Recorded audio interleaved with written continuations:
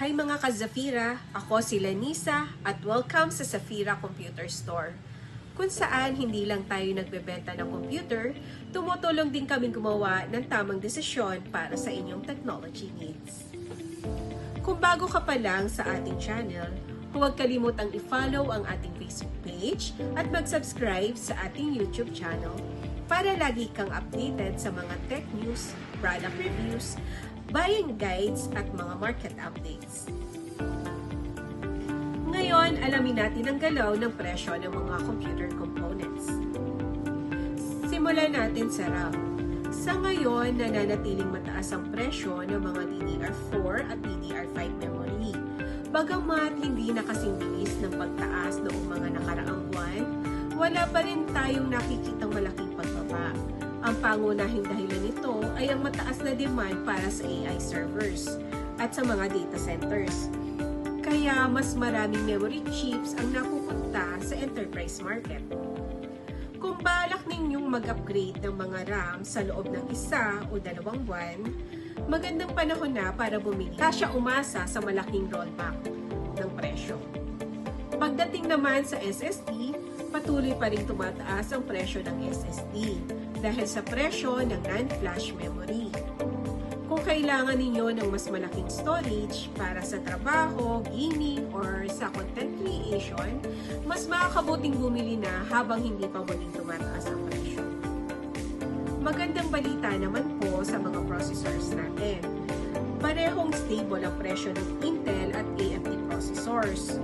Kung nagpaplano kayong mag-build ng bagong PC or mag-upgrade, magandang pagkakataon ito dahil wala tayong nakikitang malaking pag-alaw sa presyo.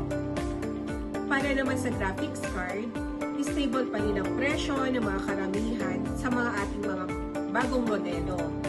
At may ilang products na may promos or clearance sale, depende sa brand at distributor. Kung gamer o content creator kayo, magandang panahon ito para maghanap ng sulit na deal. Para sa motherboards, power supplies, PC cases, cooling systems, at monitors, nananatiling stable ang presyo sa ngayon. Wala pa tayong nakikita malaking pagbabago sa market. Ting Tech Tip of the Week. Kung balak mo bumili ng RAM or SSD sa susunod na linggo, huwag maghintay ng malaking pagbaba ng presyo. Batay sa kasalukuyang market trend, mas malaki ang posibilidad na manatiling mataas o bahagyang tumaas pa ang presyo kaysa bumalik sa dating antas. Mga ka-Zafira, mapapansin ninyo na hindi natin binabanggit ang eksaktong presyo sa ating videos. Ito ay dahil sa pabago-bago ang presyo ng mga computer parts at gusto namin siguraduhin na ang impormasyong nakukuha ninyo ay laging updated. Para sa pinakabagong presyo ng RAM, SSD, processor, graphics cards, motherboards at iba pang computer components, bisitahin nyo lamang po ang ating Zafira Computer Store Facebook page. Doon namin regular na ina-update ang ating price list, available stocks at mga special na promos. Kung may product kayong gustong ipa-check ang presyo na wala pa sa ating page, mag-comment lamang sa video o mag-message sa aming Facebook page. Masaya po kaming tumulong. Salamat sa panonood ng ating Zafira Tech Market Update.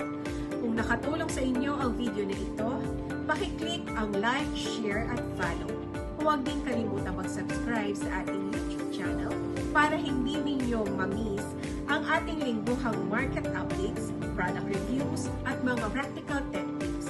Ako si Lanisa from Zafira Computer Store at tandaan nyo, hindi ang pinakamahal ang pinakamagandang bilhin. Ang pinakamagandang bilhin ay ang tamang computer para sa inyong pangangailangan. Maraming salamat po at God bless at magkita-kita tayo sa susunod na Zafira Tech Market Update.